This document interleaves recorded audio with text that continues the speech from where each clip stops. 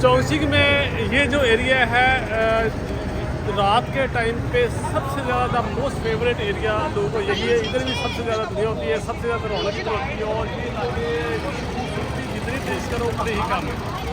I love it, I love it.